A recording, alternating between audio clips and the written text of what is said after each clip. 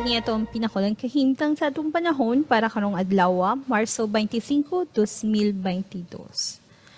Ang Intertropical Convergence Zone o ITCZ ang nakapektar karon sa Southern Mindanao. Ang ITCZ kay usa ka zone or lugar kung asa magtagbo ang hangin gikan sa Northern Hemisphere o Southern Hemisphere na mao'y makamugna sa mga panganod nga pwede makapaulan.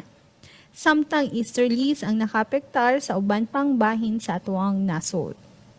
Mao ang atong kahimtang sa panahon, dinhiron sa Metro Cebu, lakip na ang Tibok Visayas, ang Occidental Mindoro ug Palawan, lakip na ang Calayan Group of Islands, kay makasinati og maayong panahon nga adunay mga panagsama panganuron ngadto na sa madag-umon nga kalangitan.